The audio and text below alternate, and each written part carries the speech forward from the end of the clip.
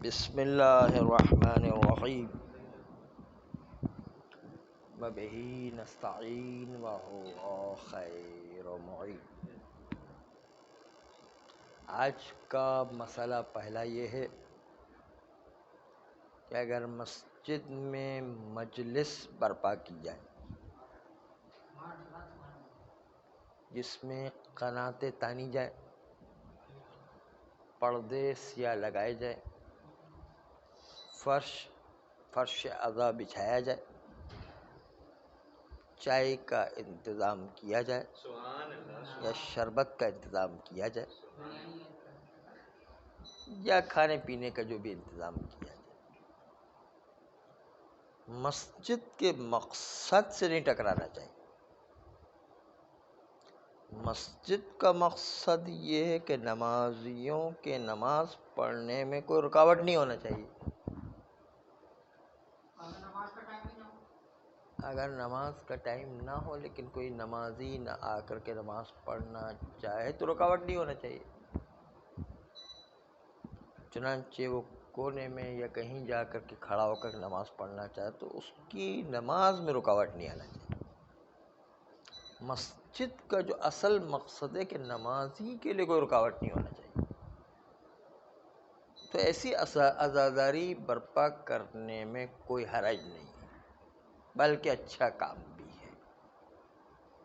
چنانچہ صرف اسی بات کا خیال رکھنا ہے کہ مسجد کی بنا ہی اس بات پر ہے کہ نمازی کے لیے وقف کیا گیا، اس کے لیے کوئی رکاوٹ نہیں آنا چاہیے۔ مسجد کا اصل مقصد یہ ہے کہ نمازی کے لیے کوئی رکاوٹ نہیں آنا چاہیے۔ باقی کوئی پروگرام جائز رکھا جا سکتا ہے، مجلس سے، درس سے، دوسرے اور پروگرام رکھے جا سکتے ہیں۔ نکاح وغیرہ بھی کوئی دوسری اور مسجد کی توہین یا مسجد کے مقصد سے منافات رکھنے والی چیز نہیں تو وہ بھی رکھی جا سکتی ہے، بلکہ بہتر بھی ہے کہ ایسی متبرک جگہوں میں نکاح کے پروگرام اور درسوں کے پروگرام رکھے جائیں تاکہ نکاح کی برکتیں مسجدوں سے ہی حاصل ہو سکیں، نکاح کی برکتیں امام بارگاہوں سے حاصل ہو سکیں، نکاح کی برکتیں مدرسوں سے حاصل ہو سکیں۔ یہ خود جو ہے ایک اچھا کام ہے، لیکن یہ کہ مدرسے کے یا مسجد کے یا امام بارگاہوں کے مقاصد سے ٹکرانے والی یا ان کی اہانت والی کوئی بات نہیں ہونا چاہیے۔ فقہی درس و تدریس جو ہے اصل مسجد کا مقصد نمازی، یہ اصل مدرسوں کا مقصد درس و تدریس اور امام بارگاہوں کا مقصد عزاداری اور زیارت تبرکات، یعنی یہ جو ہے مقصد ہے۔ ماہ رمضان مبارک میں یہ ہوتا ہے کہ مسجد میں کچھ مساجد میں مغرب سے پہلے جلوس ہوتے ہیں یا مغرب کے بعد ہوتے ہیں، کہیں ظہر سے بعد ہوتے ہیں، تو ایسا ہوتا ہے کہ کچھ لوگ نماز میں دیر سے پہنچے ہوتے ہیں تو وہ لوگ یہ کہ نماز جماعت مکمل ہو جاتی ہے، وہ لوگ پیچھے نماز پڑھ رہے ہوتے ہیں اور مولانا کو ممبر پہ بٹھا کے درس دینے کے لیے بٹھا دیا جاتا ہے، تو اس سے نمازیوں کی نماز ڈسٹرب ہو رہی ہوتی ہے، یعنی مائک کی آواز وغیرہ سے، تو یہ کیا؟ ہاں، نمازی کوئی خلل نہیں آنا چاہیے، یہ بات ہے ایسا جو ہے لاؤڈ اسپیکر سیٹ نہ کیا جائے کہ نمازی کے آنے میں کوئی رکاوٹ یا ان کو خلل پیدا ہو رہا ہو، ایسا کوئی کام نہ کیا جائے کہ نمازی کے لیے کوئی رکاوٹ پیدا ہو رہی، پھر ٹھیک ہے، کوئی حرج نہیں۔ اتنی تیز آواز کہ وہ نماز پڑھ ہی نہیں سکے مثلا تو پھر ذرا رکاوٹ ہے۔ خیر، مکروہ ہے مسجد میں سونے سے باقاعدہ نیند کرنا، کوئی لیٹتا ہے ذرا آرام کرنے کے لیے، اس میں کوئی حرج نہیں ہے، لیٹنا اس کے سستانے کے لیے یا مثلا کمر سیدھی کرنے کے لیے اس میں کوئی حرج نہیں، باقاعدہ نیند کر لینا وہ مکروہ ہے۔ تو پہلا مسئلہ جو ہے عزاداری، کہ کیا مسجد میں مجلس رکھی جا سکتی ہے یا نہیں. اگر مسجد کے مقصد سے نہیں ٹکرا رہی ہے تو مجلس رکھی جا سکتی ہے. دوسرا مسئلہ یہ کہ مسجد کو سونے کی چیزوں سے زینت دینا احتیاط واجب کی بنیاد پر جائز نہیں ہے. سونے کی چیزوں سے زینت دینا مسجدوں کو جائز نہیں. اور جی جتنے بھی حرم وغیرہ بنے ہوئے ہیں ان کے جو گنبد ہوتا ہے وہ گنبد کے نیچے کا حصہ زنی کا حصہ جو ہوتا ہے وہ حکم مسجد رکھتا ہے فقہی طور پر. نہیں، وہاں پر بھی حرم میں بھی آپ دیکھیں گے کچھ مخصوص رواق کو مسجد کا نام دیا جاتا ہے، پورے حرم کو مسجد کا نام نہیں دیا جاتا. تو جس رواق کو مسجد کا نام دیا گیا اس میں سونا چاندی نہیں ہونا چاہیے. باقی رواقوں کے اندر سونا چاندی سے زینت کرے تو کوئی حرج نہیں. تو سونا چاندی سے مسجد کو احتیاط واجب کی بنیاد پر زینت نہ کی جائے. احتیاط مستحب ہے کہ کسی جاندار کی انسان و حیوان میں سے کوئی تصویر مسجد میں سجانے کے لیے نہ لگائی جائے. احتیاط مستحب ہے کہ تصویر بھی نہیں ہونا چاہیے. تیسرا مسئلہ یہ ہے کہ اگر بالکل مسجد ٹوٹی پھوٹی ہو گئی ہے تو بھی اس کو بیچنا جائز نہیں ہے، اس میں سڑک نکالنا بھی جائز نہیں ہے، کسی اور کی ملکیت قرار دینا بھی جائز نہیں. وہ مسجد ہی رہے گی، چاہے ٹوٹی پھوٹی ہی ہو گئی ہو، چاہے وہ تعمیر کے قابل نہ ہو، پھر بھی جو ہے اس کو مسجد ہی رہے. اب پھر کیا کریں گے، یہ دوسرے مسئلے میں آتے کہ اگر مسجد اتنی ٹوٹی پھوٹی ہو گئی ہے کہ وہ تعمیر کے قابل نہیں رہی.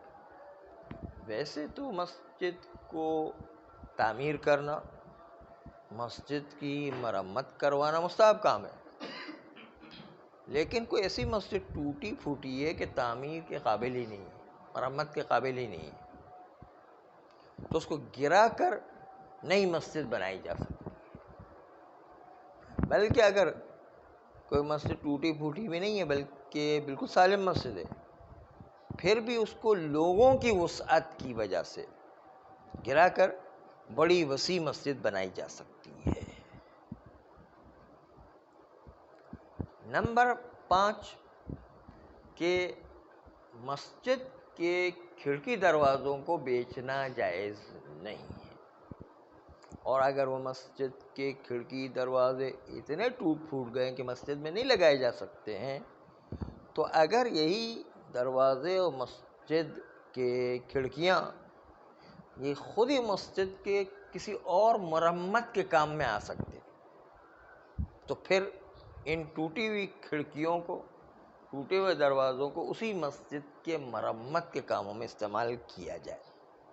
اور اگر مرمت کے کام میں بھی نہیں آ سکتے ہیں تو کسی دوسری مسجد کے اندر کھڑکی یا دروازے لگائے جا سکتے ہوں، یا اس کو مرمت کے طور پر کسی دوسری مسجد میں استعمال کیا جا سکتا ہو تو دوسری مسجد میں استعمال کیا جائے. اور اگر وہاں پر بھی کسی کام کا نہیں ہے، نہ کھڑکی دروازے کو لگایا جا سکتا ہے، نہ مرمت کے طور پر استعمال کیا جا سکتا ہے، تو پھر اس کو بیچنے کی اجازت ہے. اور بیچنے کے بعد جو پیسے آئے، پہلی مسجد جس سے کھڑکی اور دروازے نکالے گئے تھے، بصورت امکان وہ پیسے وہاں پر مرمت میں خرچ کیے جائے، اور اگر امکان نہ ہو تو کسی بھی مسجد میں مرمت کے کام میں خرچ کیے جا سکتے ہیں. کس کو؟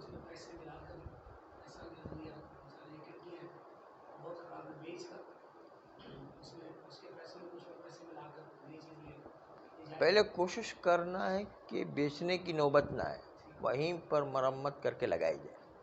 نہیں ہو سکتا ہے تو کسی اور مسجد میں لگائی جا سکتی تو پہلے وہاں دیکھیں، یا وہاں مرمت کے کام آ سکتی تو اس کو دیں. وہ بھی نہ ہو سکے تو پھر بیچ کر یہیں مسجد میں استعمال کریں، پیسے یہاں پر استعمال کریں مرمت کے کام میں. اگر شرط ہے کہ مسجد میں استعمال کی مسجد میں استعمال کی، یعنی اس جگہ میں جہاں پر مسجد کا صیغہ پڑھا گیا. ہاں مسجد کی. مسجد کے اندر اگر ایک جو ہے وہ مثال کے طور پر ایک ممبر جو تھا وہ استعمال ہوا تھا، اس مسجد میں دوسرا ممبر بنا دیا گیا، تو اب اس ممبر کو اٹھا کے ممبرگاہ میں نہیں رکھا جاتا، مسجد میں ہی رکھا جائے گا. ممبر کا تعلق یہ ہے کہ مسجد کا ممبر ہے یا جو ہے امام مسجد کا ہی ممبر ہے.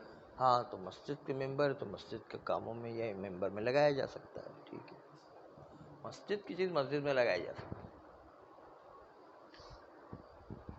پھر مسجد جو ہے اس کی تعمیر ممکن نہیں ہے، تو گرا کر نئی مسجد بنائی جا سکتی. اگر ٹوٹی پھوٹی نہیں بھی ہے تو وسعت کے لیے بھی نئی مسجد بنائی جا سکتی ہے.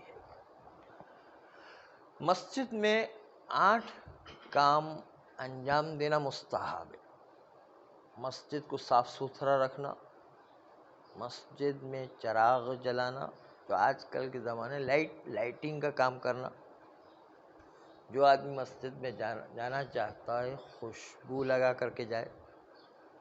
جو آدمی جانا چاہتا ہے صاف ستھرے کپڑے پہن کر کے جائے، بلکہ جو آدمی جانا چاہتا ہے قیمتی کپڑے پہن کر جائے، قیمتی کپڑے پہن کر کے جائے مسجد.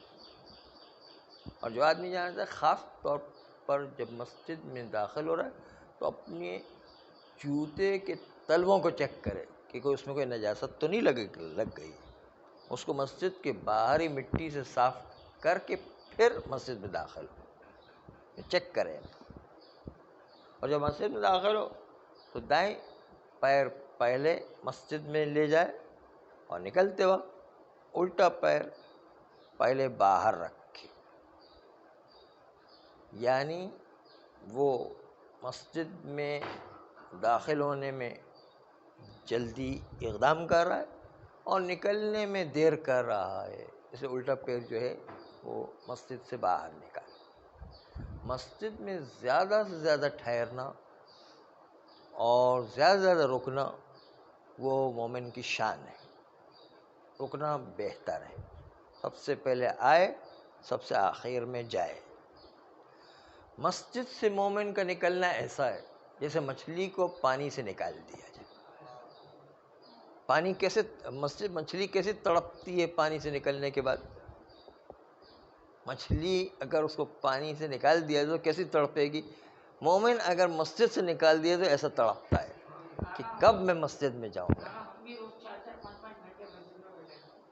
بیٹھ کے گپے نہیں لڑانے ہیں، وہ مکروہ ہے. وہاں جو گپے لڑانا مکروہ ہے، دنیاوی باتیں کرنا مکروہ ہے.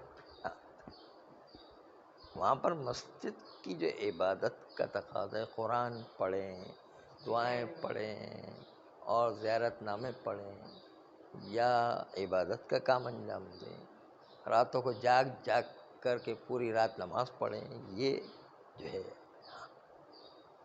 اسی لیے جو ایک مجھے قصہ یاد آ رہا ہے. ٹائم ختم ہو گیا. ایک شخص تھا جس کا نام تھا علی گنداوی.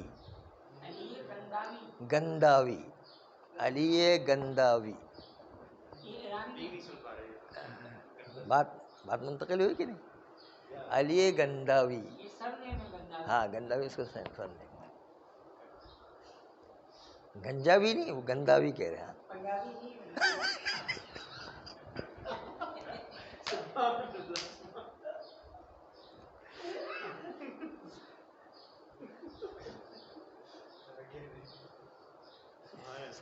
سارا قصہ تو یہیں ختم کر دیا. ہم کیا قصہ سنائے؟ علی گنداوی اس کا نام تھا. عاشور کا دن تھا. وہاں پر ایک شیخ صاحب تھے جو بڑی اچھی مجلس پڑھتے تھے ہمدان کے علاقے میں. اتفاق سے اس شیخ حسین کو جو بہت اچھی مجلس پڑھتے تھے، اس کو ہمدان سے باہر کسی نے مجلس کی دعوت دی عاشورہ کی، تو باہر مجلس پڑھنے کے چلے گئے، شہر سے باہر ہے. اب وہ مجلس پڑھ کر کے جب آئے تو آج عاشور کا دن تھا اور لوگ شام غریبہ کے بعد سارے سو جایا کرتے، اور وہاں پر سب کے سب شیعہ ہیں، سبھی سو جایا کرتے، اتنے تھکے ہوئے ہوتے ہیں، سب لوگ سو جایا کرتے. تو عاشور کی وجہ سے یہ جب آئے تو ہمدان شہر کا دروازہ بند کر دیا گیا. اب شیخ حسین صاحب آ کر کے پھنس گئے، تقریباً رات کے 2 بجے آئے تو دروازہ بند تھا. ٹھک ٹھکا کے جو چوکیدار تھے وہ بھی سو رہے تھے کہ شام غریبہ منا کر کے سب لوگ سو رہے تھے. یہ شام غریبہ کے بعد عاشورہ کے بعد انسان اتنا تھک جاتا ہے کہ وہ جاگ نہیں پاتا، اتنا تھکا ہوا ہوتا ہے جلوسوں میں، ماتموں میں، مسجدوں میں، اور جو ادھر ادھر اتنا جو ہے وہ عزاداری کر چکا ہوتا ہے کہ تھک جاتا ہے. پھر جو ہے سارے کے سارے ملت شیعہ سو رہی ہوتی ہے شام غریبہ کے بعد. شام غریبہ کے بعد بڑا مشکل ہوتا ہے جاگنا ہے، کہ عزاداری بھی ہو تو بھی جاگنا بڑا مشکل ہوتا ہے. تو سارا شیعہ شہر ہمدان کا سو رہا تھا. یہ جب آئے تو وہاں کے چوکیدار وپیدار بھی عزاداری کرنا نکلے، دروازہ بند کر کے چلے گئے. شیخ حسین صاحب جو مجلس پڑھ کر کے باہر سے آئے تو 2 بجے جو ہے کوئی دروازہ کھولنے والا ہی نہیں. وہاں علی گنداوی صاحب تھے، اور علی گنداوی صاحب پورے ہمدان کے مشہور بدماش تھے، خطرناک قسم کے دادا تھے، پرانے والے دادا تھے، پنجابی بہت خطرناک قسم کے دادا تھے. وہ نہیں کہہ رہے، وہاں ٹیپ ہو رہا ہے.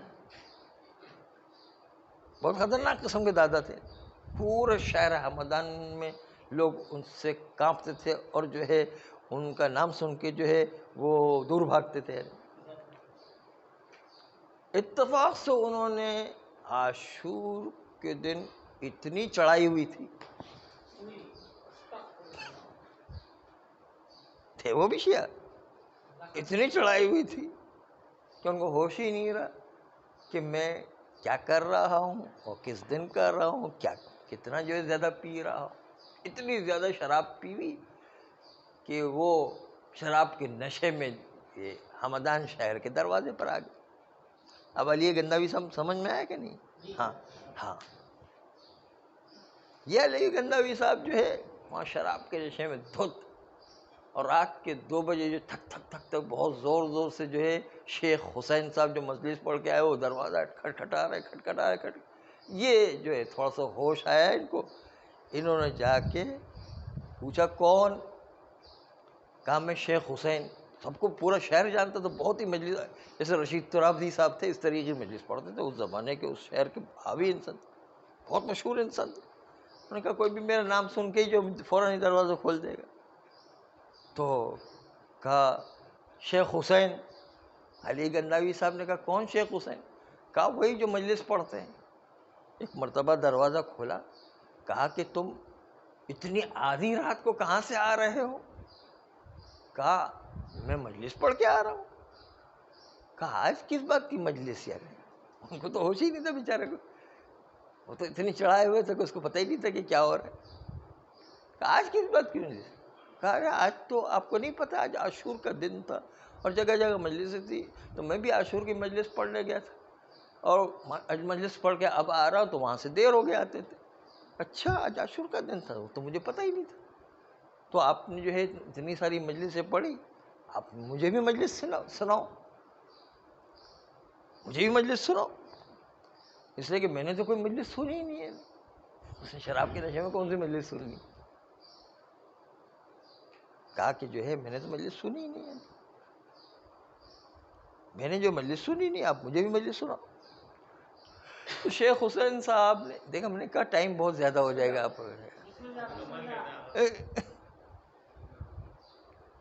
تو شیخ حسین صاحب کہنے لگے کہ بھائی مجلس کے لیے آداب ہوا کرتے، ممبر لگتا ہے، سننے والے لوگ ہوا کرتے، وہاں پر جو ہے انتظامات کیے جاتے ہیں، اور جو ہے وہاں پر مجلس جو ہے وہ سارے مجمع سنتا ہے، تو اس وقت جو ہے مجلس ہوا کرتی. تو کہا آپ کو ممبر کی ضرورت ہے؟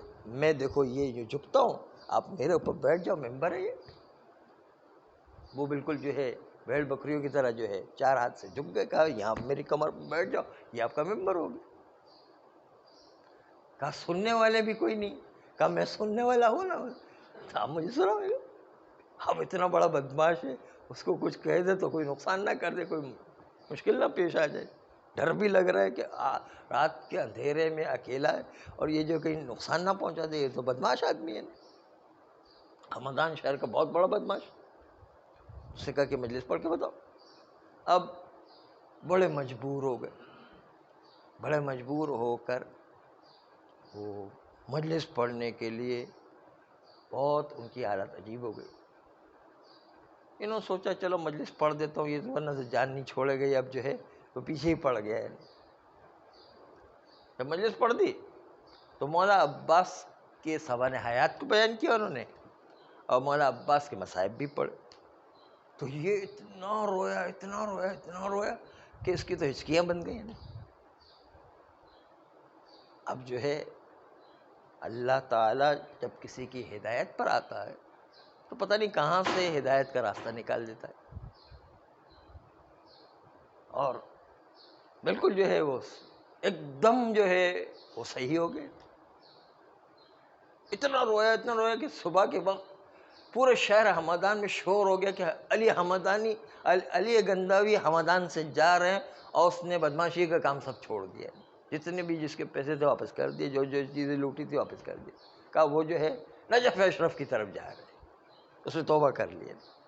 سب نے خدا کا شکر کیا کہ یہ اللہ علی گنداوی سے جان چھوٹی ہے، علی گنداوی اس سے جان چھوٹی ہے۔ لیکن اللہ نے اس کو یہ تحفہ کیوں دیا؟ صرف ایک وجہ سے، یہ وجہ سننے والی، وہ یہ کہ ایک دن ایک میاں بیوی آ رہے تھے، تو عورت کا شوہر ذرا سا رنگ کالا اور شکل بری، اور شکل سے جو ہے وہ پسند نہ ایسی شکل والا تھا، اور یہ علی گنداوی بڑا خوبصورت آدمی تھا، بدماش آدمی تھا، کھاتا پیتا موٹا تازہ انسان تھا، اور بڑے 3 پیس سوٹ پہنتا تھا، بہترین لباس پہنتا تھا، بدماش آدمی تھا، اس کے پاس کیا کمی تھی؟ کوئی کمی نہیں تھی۔ جب وہ میاں بیوی آ رہے تھے تو اس نے اپنا لباس جو ہے وہ ٹیڑھا میڑھا کر دیا، اپنے سارے بال بکھیر دیے، مٹی ڈال دی۔ تو اس کے جب یہ میاں بیوی گزر گئے تو اس کے ساتھیوں نے پوچھا کہ یہ کیا عمل کر دیا، اپنے سارے کپڑے گندے کر دیے اور جو ہے بال بکھیر دیے، اس کے اندر مٹی ڈال دی۔ کہاں وہ شوہر اور میاں بیوی آ رہے تھے نا، تو اس کا شوہر جو ہے بڑا بد شکل تھا اور جو ہے سیاہ رنگ کا تھا، تو عورت اگر یہاں سے گزرتی اور مجھے دیکھتی تو وہ اپنے شوہر کو تانا دیتی کہ دیکھو یہ کتنا خوبصورت انسان ہے، تمہیں ایسا ہونا چاہیے تھا، تم جو ہے کیسے میرے شوہر بن گئے، اور جو ہے اس میں آپس میں جا کے گھر پہ جھگڑا ہو جاتا۔ اس لیے میں نے اس کے جھگڑے کو بچانے کے لیے اپنے آپ کو گندا کر لیا تاکہ وہ اپنے شوہر کو جو چاہنے لگ جائے۔ اس کا یہ عمل خالی اتنا پسند آیا پروردگار عالم کو کہ اس کو ہدایت کا ایک ذریعہ مل گیا۔ رشتے کو بچانا اس کے لیے اس نے بڑی تگ و دو کی ہے اور خاندان کو بچایا۔ تو پروردگار عالم کو یہ چیزیں کبھی کبھی پسند آ جاتی ہیں، انسان اپنے آپ کو گندا کر لیتا تاکہ دوسروں کے جو ہے وہ رشتے باقی رہ جائے، دوسروں کے اندر جو اتحاد کی فضا باقی رہ جائے۔ صلی اللہ علیہ، ابھی آدھا قصہ ہوا، آدھا بات۔